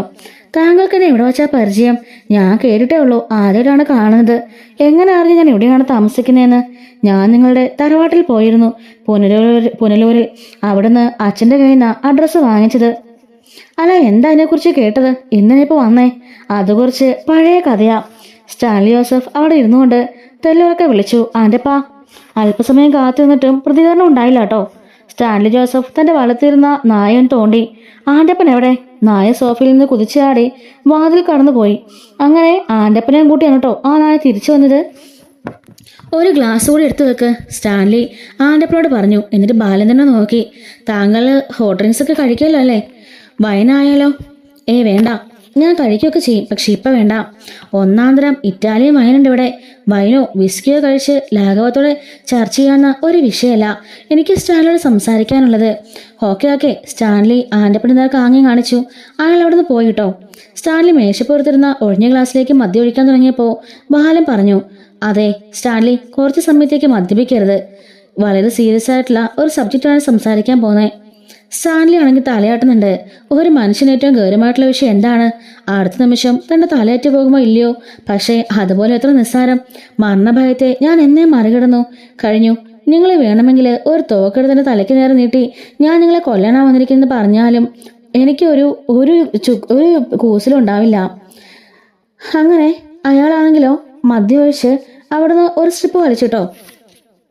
ഞാൻ രാവിലെ തുടങ്ങും സുഹൃത്തെ, അതിങ്ങനെ തുടർന്നുകൊണ്ടേയിരിക്കും. അയാൾ ഗ്ലാസ് ഇങ്ങനെ ഡീപ്പോയ്ക്ക് മുകളിൽ വെക്കാണ്. എനിക്ക് വളരെ നല്ലൊരു മദ്യശേഖരമുണ്ട്. ലോകത്ത് കിട്ടാവുന്ന മിക്കവാറും എല്ലാ ലേബലുകളും ഞാൻ സ്റ്റോക്ക് ചെയ്തിട്ടുണ്ട്. സ്റ്റാൻലി അഭിമാനത്തോടെ പറയാണ്. ബാലേന്ദ്രന് അതൊന്നും അങ്ങോട്ട് ഒട്ടും പിടിക്കുന്നില്ല കേട്ടോ. പാലായിൽ താങ്കൾ എന്ത് ബിസിനസ്സാണ് ചെയ്യുന്നേ? റബ്ബറിന്റെ നാടല്ലേ? റബ്ബറാണോ? അല്ലല്ല, ഞാനൊരു ജ്വല്ലറിയും ടെക്സ്റ്റൈൽ ഷോപ്പും ഒരു ഹാർഡ്വെയർ ഷോപ്പ് നടത്തുന്നുണ്ട്. അത് കൊള്ളാലോ. ശരി, നിങ്ങൾ വന്ന കാര്യം പറ. എൻ്റെ ചില സംശയങ്ങൾക്ക് മറുപടി തന്നാൽ മതി. 23 വർഷം മുമ്പുള്ള സ്റ്റാൻലി ജോസഫിനെ കുറിച്ച് മാത്രമേ എനിക്ക് കേട്ടറിവുള്ളൂ. താങ്കൾ അന്ന് ആഗ്ര കണ്ടോൺമെന്റിൽ ക്യാപ്റ്റനായിരുന്നില്ലേ? അതെ, കുറച്ചുകാലം ഞാൻ ആഗ്രയിലുണ്ടായിരുന്നു. ക്യാപ്റ്റനല്ല, ലെഫ്റ്റനന്റ്. ആഗ്ര കണ്ടോൺമെന്റിൽ അന്നൊരു ഗംഗാധരമൻ ഉണ്ടായിരുന്നു. പാലാ സ്വദേശിയാണ്. അന്ന് മേജർ റാങ്കിലായിരുന്നു എന്നാണ് എൻ്റെ ഓർമ്മ. സ്റ്റാൻലിയുടെ നെറ്റി പതിയെ ചുളിഞ്ഞിട്ടോ. എനിക്കറിയാം, ഞാൻ ഓർക്കുന്നുണ്ട്. അക്കാലത്ത് ഗംഗാധരമന്റെ ഇളയ സഹോദരി അദ്ദേഹത്തോടൊപ്പം താമസിച്ചിരുന്നു. അവിടുത്തെ ഒരു ബാങ്കിൽ ഒരു ജോലിക്കാരിയായിരുന്നു. സ്റ്റാൻലി ബാലനെ സൂക്ഷിച്ചു നോക്കിയിട്ടോ. തന്റെ കണ്ണുകൾക്ക് നേരെ തോക്കുമായി ചൂണ്ടിയ പോലെയാണ് അയാൾക്കപ്പോൾ തോന്നിയത്. ശരിയാ, നിങ്ങൾ ആ സ്ത്രീയുമായി അക്കാലത്ത് പ്രണയത്തിലായിരുന്നല്ലോ. ഗംഗാധരമേനോൻ ഡൽഹിയിലേക്ക് ട്രാൻസ്ഫർ ആയി പോയപ്പോൾ അയാളുടെ സഹോദരി കൂടെ പോയില്ല. അവിടെ തന്നെ ജോലി തുടർന്നു. അത് നിങ്ങൾക്ക് വളരെ സൗകര്യമായി. നിങ്ങൾ അവളും തമ്മിൽ കൂടുതലെടുത്തു. നിങ്ങൾ വളരെ രഹസ്യമായി അവിടെ അവളുടെ കൂടെ ജീവിക്കാൻ ആരംഭിച്ചു. അങ്ങനെ കുറച്ച് ദൂരെയുള്ള ഏതോ സ്ഥലത്തേക്ക് അവളെ മാറ്റി പാർപ്പിച്ചില്ലേ? അങ്ങനെ ആ കുട്ടി ഗർഭിണിയായി. ഗംഗാധരനോ കൊല്ലപ്പള്ളിയുള്ള വീട്ടുകാരോ ഇതൊന്നും അറിയുന്നില്ല. ഒരു നാൾ ഗംഗാധരൻ സഹോദരി അന്വേഷിച്ച് ആകിലെത്തിയപ്പോൾ അവളെ കാണുന്നില്ല. നിങ്ങളാണെങ്കിൽ ലീവിലും. ഒടുവിൽ അയാളെ സത്യങ്ങളെ മനസ്സിലാക്കി. എയർഫോഴ്സ് ക്യാമ്പിൽ തന്നെയുള്ള അവിടെ തന്നെയുള്ള തൻ്റെ കാമുകിക്ക് നിങ്ങളെ ജോലിയും സംഘടിപ്പിച്ചു കൊടുത്തില്ലേ? അതെല്ലാം നിങ്ങളുടെ ബുദ്ധിയായിരുന്നല്ലോ. ബാലന്റെ വാക്കുകൾ അയാൾ അറിയാതെ തന്നെ സ്തോഭം കടന്നുകൂടി. ചെറിയ കിതപ്പോടെ അയാൾ നിർത്തി. ഒരു ശത്രുവിനോട് സംസാരിക്കുന്നത് പോലെ തന്റെ സുഹൃത്തിൽ അസഹിഷ്ണുത കലരുന്നത് അയാൾ തിരിച്ചറിഞ്ഞു.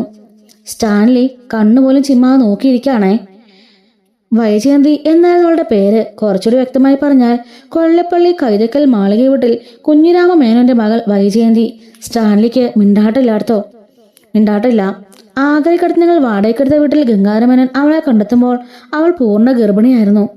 ഗംഗാധരമേനൻ വൈജയന്തിയെ നാട്ടിലേക്ക് കൂട്ടിക്കൊണ്ടുപോയി. നിങ്ങളന്ന് ആഗ്രഹില്ല. അടിയന്തരമായി ലീവ് എടുത്ത് പുള്ളികളിലേക്ക് പോകുമായിരുന്നു. താങ്കൾ ഇതുവരെ പറഞ്ഞല്ല ശരിയാ. സ്റ്റാൻലി പറയുന്നുണ്ട് കേട്ടോ. ഗംഗാധരമേനന്റെ ബന്ധുവാണോ താങ്കൾ? ഞാൻ ആരാണെന്ന് പിന്നാലെ പറയാം. ഇതുകൂടി കേൾക്കുക. വൈജയന്തിയെ ആഗ്രയിൽ നിന്നും കേരളത്തിലേക്ക് എത്തിച്ചെങ്കിലും അവൾ പൂർണ്ണ ഗർഭിണിയായതിനാൽ മാനക്കേട് ഭയന്ന് കുഞ്ഞിരാമൻ മേനോനും ആൺകുളന്മാരും അവളെ കൊല്ലപ്പള്ളി തറവാട്ടിലേക്ക് കൊണ്ടുപോയില്ല. തിരുവനന്തപുരത്ത് രാവുണ്ണിമേനൻ എന്ന ബന്ധുവിനെ വിളിച്ച് താമസിപ്പിച്ചു. നിങ്ങളുമായുള്ള വിവാഹം വീട്ടുകാർ വേണ്ടതുപോലെ നടത്തി കൊടുക്കണമെന്ന് വൈജയന്തിയുടെ നിർബന്ധം അംഗീകരിക്കുന്നതായി ഭാവിച്ചുകൊണ്ട് ഗംഗാധര മേനോനും അനുചരന്മാരും ചേർന്ന് അവളെ അനുനയിപ്പിച്ച് നിർത്തി. നിങ്ങളെ കണ്ടുപിടിച്ച് സംസാരിച്ച് പിന്തിരിപ്പിക്കാമെന്ന് കരുതി പുനലൂരിലെ തറവാട്ടിലെത്തിയപ്പോൾ അവൾ അറിയുന്നുണ്ട് നിങ്ങളൊരു ആക്സിഡന്റിൽ ഗുരുതരമായിട്ട് പരിക്ക് പറ്റി എറണാകുളത്തെ ഏതോ ഹോസ്പിറ്റലിൽ കിടക്കുകയാണെന്ന്. അതിനുശേഷം നിങ്ങൾക്ക് എന്ത് സംഭവിച്ചുവെന്ന് വൈജയന്തിക്ക് അറിയില്ല. അവളുടെ വീട്ടുകാർക്കും അറിയില്ല. അങ്ങനെ എനിക്കെന്ത് സംഭവിച്ചുവെന്ന് താങ്കൾ പറഞ്ഞു കഴിഞ്ഞു. ഞാൻ ഹോസ്പിറ്റലായിരുന്നു. ഏകദേശം 3 മാസത്തോളം കോമയിലായിരുന്നു എന്ന് വേണമെങ്കിൽ പറയാം. കണ്ണു തുറക്കാം, കാണാം, ആളുകളെ തിരിച്ചറിയാം, അത്രമാത്രം. പിന്നീട് 6 മാസത്തോളം പുനലൂരിലെ തറവാട്ടിലും, കുറെ കാലം പ്ലാസ്റ്ററിൽ, പിന്നെ വീൽ ചെയറിൽ, ഒടുവിൽ ക്രച്ചസിൽ. പൂർണ്ണ ഗർഭിണിയായ വൈജയന്തിയെ ആഗ്രയിലെ വാടക വീട്ടിൽ വിട്ടിട്ട് പോകുന്ന നിങ്ങൾ പിന്നെ എന്തുകൊണ്ട് അവളെ അന്വേഷിച്ചില്ല? പോയി അന്വേഷിക്കാൻ കഴിയുന്ന സ്ഥിതിയിലായിരുന്നില്ല ഞാൻ. അന്നത്തെ പരിമിതമായ ടെലിഫോൺ സൗകര്യങ്ങളെക്കുറിച്ചൊക്കെ നിങ്ങൾക്ക് അറിയാലോ. ഗംഗാധരൻ വൈജയന്തിയെ കൂട്ടിക്കൊണ്ടുപോയി എന്നാണ് എനിക്ക് ആഗ്രയിൽ നിന്നും കിട്ടിയ വിവരം. അപ്പോഴേക്കും ആക്സിഡന്റ് സംഭവിച്ചിട്ട് 5 മാസത്തോളം കഴിഞ്ഞിരുന്നു. ആഗ്രയിൽ വെച്ച് ഒരാൾ പൂർണ്ണ ഗർഭിണിയായിരുന്നു. വൈജയന്തി അതിനധികം പ്രസവിച്ചുണ്ടാകുമെന്ന് ഊഹിക്കായിരുന്നു ഞാൻ. അത് ഞാൻ അറിഞ്ഞു. എൻ്റെ അനുജൻ ആൽബിയെ അയച്ച് ഞാൻ രഹസ്യമായിട്ട് അന്വേഷിച്ചു. നെയ്യാറ്റിൻകരയിലെ ഒരു ഹോസ്പിറ്റലിൽ വെച്ച് രഹസ്യമായിട്ടാണ് പ്രസവം എടുത്തതെന്നും കുട്ടി മരിച്ചു പോയെന്നൊക്കെ അന്ന് എനിക്ക് മനസ്സിലായി. അന്ന് എനിക്ക് യാത്ര ചെയ്യാനായിട്ടില്ല, നടക്കാൻ പോലും സാധ്യമല്ല. പക്ഷേ പിന്നീട് ഞാൻ എൻ്റെതായ നിലയിൽ കുറെ അന്വേഷണം നടത്തി. ആൽബി പറഞ്ഞൊക്കെ സത്യമായിരുന്നെന്ന് എനിക്ക് മനസ്സിലായി. അപ്പോഴേക്കും ബാലൻ ചോദിക്കാണ്, വൈജയന്തിക്ക് എന്ത് സംഭവിച്ചെന്ന് നിങ്ങൾ അന്വേഷിച്ചോ? നിങ്ങളുടെ ധർമ്മരോഷം എനിക്ക് മനസ്സിലാവും മിസ്റ്റർ മേനോൻ. ഫോൺ വിളിച്ച് അന്വേഷിക്കുന്ന ഘട്ടത്തിൽ അങ്ങനെ ചെയ്തു. വൈജയന്തി നാട്ടിലില്ലെന്നായിരുന്നു മറുപടി. എൻ്റെ അനുജനെ വിട്ട് അന്വേഷിച്ചിട്ടും വ്യക്തമായൊരു വിവരം ലഭിച്ചില്ല. യാത്ര ചെയ്യാവുന്ന ഘട്ടത്തിലെത്തിയപ്പോൾ ഞാൻ നേരിട്ട് കൊല്ലപ്പള്ളി ചെന്നു. അവിടെ നിന്ന് എനിക്ക് ശരിയായ മറുപടി നൽകിയില്ലെന്ന് മാത്രമല്ല, കൈതക്കൽ മാളിക വീട്ടുകാർ എന്നെ അപമാനിച്ച് തിരിച്ചയക്കുകയും ചെയ്തു. വൈജയന്തി എവിടെ ഉണ്ടെന്ന് കണ്ടുപിടിക്കുക എളുപ്പമായിരുന്നില്ല. കൊല്ലപ്പള്ളിയിലോ പാലായിലോ ഇല്ലെന്ന് മാത്രം അറിഞ്ഞു. അതോടെ നിങ്ങൾ അന്വേഷണം അവസാനിപ്പിച്ചല്ലേ? ഫിറ്റ്നസ് വീണ്ടെടുത്തോടെ ഞാൻ സർവീസിൽ തിരിച്ചെത്തി.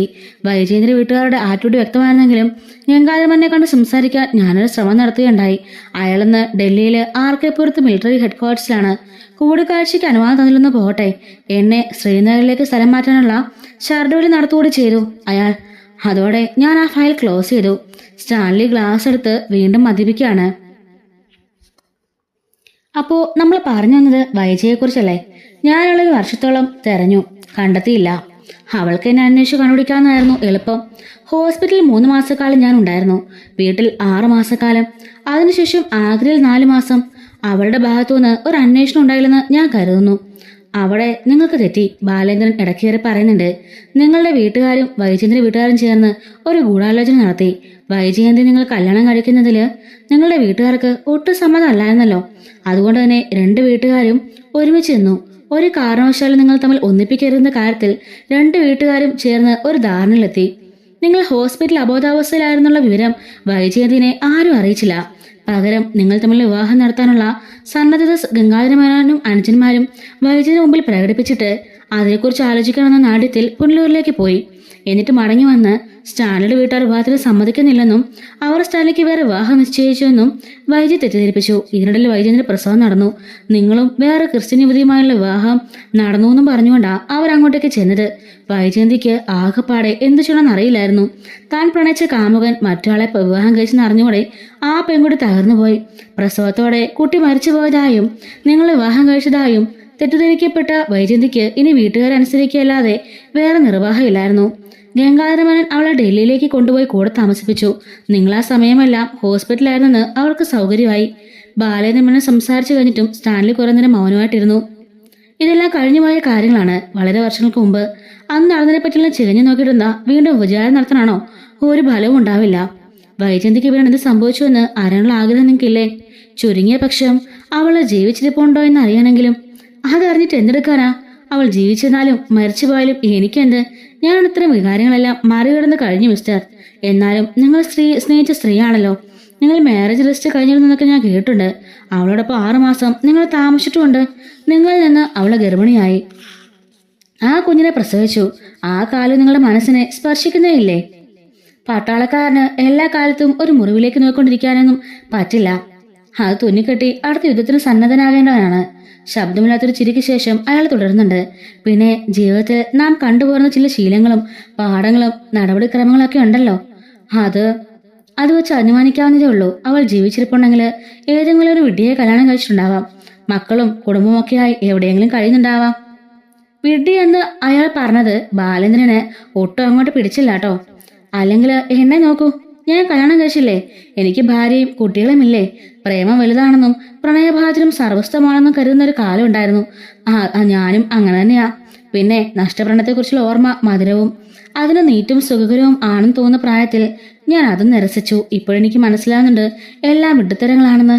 അതും ഞാൻ ആസ്വദിക്കുന്നുണ്ട്. നിങ്ങൾക്ക് തേക്കാൻ താല്പര്യമുണ്ടെങ്കിലും ഇല്ലെങ്കിലും ഞാൻ പറയാ, നിങ്ങളെപ്പോലെ തന്നെ വൈജയന്തിയും വിവാഹിതയായി. അവൾക്ക് കുട്ടികളുണ്ടായി. പാലായിലൊരു ബാങ്കില് അവൾക്ക് ഉദ്യോഗസ്ഥയാ. Very good. അപ്പോൾ ഒരാൾ നശിച്ചുപോയില്ലെന്ന് കേൾക്കുന്നതിൽ സന്തോഷമുണ്ട്. അല്ലെങ്കിലും പ്രായോഗിക ബുദ്ധിയുള്ളവളായിരുന്നു ഞാനിരുന്ന വൈജയന്തി. ഒരു ചെറിയ മടയത്തിനമേ അവൾ കാണിച്ചുള്ളൂ. എന്നെ പ്രണയിച്ചു കളഞ്ഞു. അവൾക്കൊന്നും നഷ്ടപ്പെട്ടില്ലല്ലോ, അതുതന്നെ സമാധാനം. നിങ്ങൾക്ക് രണ്ടുപേർക്കും ഒന്നും നഷ്ടപ്പെട്ടില്ലായിരിക്കും. പക്ഷെ നഷ്ടപ്പെട്ടവർ വേറെയുണ്ട്. അവരുടെ നഷ്ടം വളരെ വലുതാ. അതെനിക്ക് മനസ്സിലായില്ല ബാലചന്ദ്രൻ. എന്താ നിങ്ങൾ പറയുന്നേ? സ്റ്റാൻലി നിവർന്ന് സോഫയിലേക്ക് ഇരിക്കുന്നുണ്ട്. നെയ്യാറ്റിൻകരയിലെ ഹോസ്പിറ്റലിൽ വെച്ച് വൈജയന്തി പ്രസവിച്ച കുഞ്ഞ് മരിച്ചുപോയെന്നാണല്ലോ നിങ്ങളും വൈജയന്തി അടക്കം സകലിനെ വിശ്വസിക്കുന്നത്. അപ്പോഴേക്ക് സ്റ്റാൻലിയുടെ മുഖമൊന്നും മാറിട്ടോ. അതും ഒരു തെറ്റിദ്ധരിപ്പിക്കൽ മാത്രമായിരുന്നു. നിങ്ങൾ കുടുംബക്കാർക്ക് അതിൽ പങ്കുണ്ടോ എന്ന് എനിക്ക് അറിഞ്ഞൂടാ. പക്ഷെ വൈജയന്തിന്റെ അമ്മാവൻ രാവുണ്ണി മേനോനും അച്ഛൻ കുഞ്ഞിരാമ മേനോനും അയാളുടെ ആൺമക്കൾക്കും അറിയായിരുന്നു. ആമമക്കാർ അറിയില്ല കേട്ടോ. വൈജയന്തി പ്രസവിച്ചത് ചാവളയല്ല, ജീവനുള്ള ഒരു പെൺകുഞ്ഞിനെയാണെന്ന്. സ്റ്റാൻലിയുടെ നോട്ടം അങ്ങ് കടുക്കാണേ. അത് തന്നെ കൃഷ്ണമണികൾ തുളച്ചു കയറുമെന്ന് ബാലചന്ദ്രന് തോന്നി. എന്താ നിങ്ങൾ ഉദ്ദേശിക്കുന്നത്? കുട്ടി അവർ മനഃപൂർവ്വം കൊന്നു കളഞ്ഞില്ല. അത്രയും ക്രൂരതയൊന്നും അവർ കാണിച്ചില്ല. പകരം ഒരു ഓർഫനേജിന് ഇഷ്ടദാനമായി നൽകി. 23 വർഷം അവൾ അനാഥ പെൺകുട്ടിയായി ജീവിച്ചു. ബാലേന്ദ്രൻ ഒരു നിമിഷം നിർത്തിയിട്ടോ. സംശയിക്കേണ്ട, അവൾ ഇപ്പോഴും ജീവനുണ്ട്. അവളാണ് ഞാൻ മുമ്പേ പറഞ്ഞ അലീന. നിങ്ങളെപ്പോലെ തന്നെ നായ്ക്കളെ ഒരുപാട് സ്നേഹിക്കുന്ന പെൺകുട്ടി. സ്റ്റാൻലി ആണെങ്കിലോ അനക്കമൊലില്ലാതെ നിൽക്കാണേ. അയാളുടെ അരികെ കൈകൾ മടക്കി പിടഞ്ഞിരുന്ന ജർമ്മൻ ഷെപ്പേർഡ് എഴുന്നേറ്റ് മുൻകാലുകൾ സോഫയിലൊന്ന് നിവർന്നിരുന്നു. ബാലേന്ദ്രൻ സ്റ്റാൻലിയുടെ മുഖത്തെ വികാരഭേദങ്ങൾ നിരീക്ഷിക്കുകയായിരുന്നു കേട്ടോ. എനിക്ക് 23 വയസ്സുള്ള ഒരു മകളുണ്ടാണെന്നാണോ നിങ്ങൾ പറയുന്നത്? സ്റ്റാൻലി ഗൗരവം ഭാവിക്കാൻ ശ്രമിച്ചെങ്കിലും അയാളുടെ ശബ്ദം ദുർബലമായി പോയിട്ടോ. കൃത്യമായ പ്രായം എന്നേക്കാൾ നിങ്ങൾക്ക് അറിയാതിരിക്കും. അറിയാവുന്നത് ചിലപ്പോൾ 23 വർഷം കഴിഞ്ഞിരിക്കും. നിങ്ങൾ എന്തെങ്കിലും സംശയം ഉണ്ടെങ്കിൽ അത് നിങ്ങളുടെ മകൾ തന്നെയാണോ എന്ന് തിരിച്ചറിയാനുള്ള DNA ടെസ്റ്റൊക്കെ ഇപ്പോൾ ഉണ്ടല്ലോ. തർക്കിച്ചില്ല ഞാൻ. നിങ്ങൾ പറയുന്നത് ഒരു പക്ഷേ ശരിയായിരിക്കും. എൻ്റെ കൂടെ താമസിക്കുന്ന കാലത്ത് വൈജയന്തി ഗർഭിണിയായിരുന്നു. ലോകത്ത് ഇങ്ങനെയുള്ള സംഭവങ്ങളൊക്കെ വല്ലപ്പോഴൊക്കെ ഉണ്ടാവാറുണ്ട്. അതുകൊണ്ട് നിങ്ങൾ പറഞ്ഞൊന്നും ഞാൻ കണ്ണുമടച്ച് നിഷേധിക്കുന്നില്ല. ബാലേന്ദ്രൻ ആശ്ചര്യത്തോടെ അയാളെ നോക്കിക്കൊണ്ടിരിക്കുകയാണേ. നിങ്ങൾ ഈ ഒരു കഴിവ് എന്റെ മുന്നിലേക്ക് നീക്കി വെച്ചത് എന്നെ ബ്ലാക്ക്മെയിൽ ചെയ്യാൻ വന്നതല്ലോ ആണോ? എനിക്കതിന്റെ ആവശ്യമില്ല. പിന്നെ എന്താ ഇങ്ങനെ വെളിപ്പെടുത്തലുമായി നിങ്ങൾ വന്നതിന്റെ ഉദ്ദേശം? ആ കുട്ടിക്ക് എന്തെങ്കിലും സഹായം ആവശ്യമുണ്ടോ? ഞാനൊരു പിശുക്കണമെന്നല്ല. എന്തെങ്കിലും കൊടുക്കാം. അതോ എന്റെ സ്വത്തിനൊരു ഷെയർ അവൾക്ക് കൊടുക്കണമെന്നാണോ നിങ്ങൾ പറയാൻ ഉദ്ദേശിക്കുന്നത്? നിങ്ങൾ ഒന്നും തരണ്ട. അവളുടെ അച്ഛൻ എങ്ങനെ ഇരിക്കുന്നെന്ന് ഒന്ന് കാണാൻ വേണ്ടി വന്നതാണ് ഞാൻ. അവൾ എൻ്റെ മകളായിരുന്നെങ്കിൽ എന്ന് ഞാൻ കൊതിച്ചിട്ടുണ്ട്. ഒരിക്കലും കാണാത്ത നിങ്ങളോട് അസൂയ തോന്നിയിട്ടുണ്ട്. ഇപ്പോഴവൾ എൻ്റെ മകളെ പോലെയല്ല നല്ല അർത്ഥം. എന്നെയാണ് അവൾ അച്ഛനെ പോലെ കരുതുന്നത്. അച്ഛ എന്നാണ് വിളിക്കുന്നതും. എന്തിലും അതിനപ്പുറം നമുക്കൊരു സ്വാർത്ഥതയുണ്ടല്ലോ. സ്റ്റാൻലി ജോസഫ് ഗൗരവമിടാതെ നെറ്റി വിളിച്ച് അയാളെ നോക്കി. നിങ്ങൾ ആരാണെന്ന് ഇതുവരെ വെളിപ്പെടുത്തിയില്ല. വൈജേന്ദ്ര ഫാമിലിപ്പെട്ട ആരാണെന്ന് ഞാൻ ഊഹിക്കുന്നു. മേനൻ എന്ന വാളുള്ളത് കൊണ്ടല്ലേ ഞാൻ വൈജേന്ദ്ര ഫാമിലിപ്പെട്ട പൊട്ടിമുളച്ച ആളൊന്നുമല്ല. വൈജയന്തിയെ എന്റെ ഫാമിലിയൊക്കെ ചേർക്കുകയായിരുന്നു. മനസ്സിലായില്ല? താങ്കൾ അല്പം മുമ്പ് ഒരു വിഡ്ഢിയെക്കുറിച്ച് പറഞ്ഞില്ലേ? ആ വിഡ്ഢി ഞാനാ. കൈതക്കൽ മാളിക വീട്ടിൽ വൈജയന്തിയുടെ ഇപ്പോഴത്തെ ഭർത്താവ്. അവളുടെ ആദ്യ പുരുഷൻ നിങ്ങളായിരുന്നുവെന്നും 23 വർഷം മുമ്പ് നിങ്ങൾ അവളൊരു കുഞ്ഞിനെ ജനിപ്പിച്ചുവെന്നും ഞാൻ അറിഞ്ഞിട്ട് കുറച്ച് മാസങ്ങളെ ആയുള്ളൂ. ബാലേന്ദ്രന്റെ സ്വരത്തില് ഭയങ്കര ദേഷ്യം കലരുന്നുണ്ട് കേട്ടോ. സ്റ്റാൻലിയുടെ മുഖം അങ്ങ് മാറി. ശരി സ്റ്റാൻലി, എനിക്ക് പോണം. സമയം സന്ധ്യയായി. അങ്ങനെ ധൃതി പിടിച്ചാലോ? ചെറിയ കാര്യങ്ങളല്ല ഇവിടെ നിങ്ങൾ പറഞ്ഞത്. 1, എനിക്ക് 23 വയസ്സുള്ള ഒരു മകളുണ്ടെന്ന്. 2, അവളുടെ അമ്മയെ നിങ്ങളാണ് കല്യാണം കഴിച്ചതെന്നും. 2ഉം എൻ്റെ ചെവിയിലെത്തിയിട്ടേ ഉള്ളൂ. എനിക്കിത് ഉൾക്കൊള്ളാനുള്ള സമയം വേണം. എൻ്റെ ജോലി കഴിഞ്ഞെന്നാണ് ഞാൻ പറഞ്ഞത്. ഞാനീ പറഞ്ഞതിനോട് നിങ്ങളുടെ മനോഭാവം എന്താണോ അതിനെ ആശ്രയിച്ചിരിക്കും ബാക്കി കാര്യങ്ങൾ. താങ്കൾ ഇവിടെ ഇരിക്കുക. ഇവിടെ വന്നൊരു ബോംബിട്ട് കടന്നു കളയുന്നതാണോ ശരി? എനിക്ക് പലതും ചോദിക്കാനുണ്ട്. പല സംശയങ്ങളുണ്ട്. എനിക്ക് ബോധ്യപ്പെടണം. എൻ്റെ അനുവാദം കൂടാതെ നിങ്ങൾ ഇവിടുന്ന് പോകാനാവില്ല. സ്റ്റാലിയുടെ സ്വരത്തില് ദേഷ്യം കലരുന്നുണ്ടേ. അങ്ങനെ എന്തൊക്കെയാണ് നിങ്ങൾക്ക് അറിയേണ്ടതെന്ന് ബാലൻ ചോദിക്കുകയാണ്. എല്ലാം അറിഞ്ഞുകൊണ്ടാണ് മിസ്റ്റർ മേനൻ വൈജയന്തി വിവാഹം കഴിച്ചത്? സ്റ്റാൻലി ചോദിച്ചു. അല്ല, 22 വർഷക്കാലവും എന്നെ അവളിൽ നിന്ന് എല്ലാം മറച്ചു വെച്ചു. പവിത്രതയായി അഭിനയിച്ചു. അവൾ മാത്രമല്ല, അവളുടെ വീട്ടുകാരും എന്നെ നന്നേ പറ്റിച്ചു. താങ്കളതിൽ രോഷാകുലനാകേണ്ട കാര്യമൊന്നുമില്ല. സ്ത്രീകൾക്ക് അങ്ങനെയല്ല ചെയ്യാൻ പറ്റൂ. അല്ലെങ്കിൽ ജീവിതം നഷ്ടപ്പെട്ടു പോകും. വിവാഹത്തിന് പ്രേമിച്ചുവെന്നും കാമനോടൊപ്പം ജീവിച്ചുവെന്നും ഒരു കുഞ്ഞിനെ പ്രസവിച്ചെന്നും എന്നൊക്കെ തുറന്നു പറഞ്ഞെങ്കിൽ താങ്കൾ അവളെ വിവാഹം കഴിക്കായിരുന്നോ? മറ്റാരെങ്കിലും കല്യാണം കഴിക്കായിരുന്നോ? 22 വർഷത്തിന് ശേഷം താങ്കൾ ഇതങ്ങനെ അറിഞ്ഞാലും ശരി, അത് താങ്കളുടെ നിർഭാഗ്യമെന്നേ പറയേണ്ടതുള്ളൂ. ബാലനൻ അപ്പൊ ചെറുതാണ്ട് ചിരിക്കാണ്. എന്റെ അല്ല, വൈജയന്തിയുടെ. സ്റ്റാൻലിയെ ബാലേന്ദ്രൻ കാണാൻ പോകുന്ന ഫസ്റ്റ് പാർട്ടാണ് കേട്ടോ നമ്മളിപ്പോൾ പറഞ്ഞത്. അപ്പോൾ ഇതിന് ശേഷമുള്ള ബാക്കി സ്റ്റോറീസൊക്കെ നമ്മളുടെ ചാനലിൽ നാളെ തന്നെ അപ്ലോഡ് ചെയ്യുന്നതായിരിക്കും. അതുകൊണ്ട് തന്നെ ചാനലൊന്ന് സബ്സ്ക്രൈബ് ചെയ്ത് ഒന്ന് ഹൈപ്പ് ലൈക്കും ചെയ്തിട്ടേക്കണം കേട്ടോ. അപ്പോൾ നാളെ ഉച്ചയാകുമ്പോഴേക്കും ഇതിൻ്റെ ബാക്കി 2ാം പാർട്ട് അപ്ലോഡ് ചെയ്യുന്നതാണ് കേട്ടോ. മിസ്സാവാതിരിക്കാൻ ചാനൽ മറക്കാതെ സബ്സ്ക്രൈബ് ചെയ്ത് സപ്പോർട്ട് ചെയ്യണേ. Thanks for watching.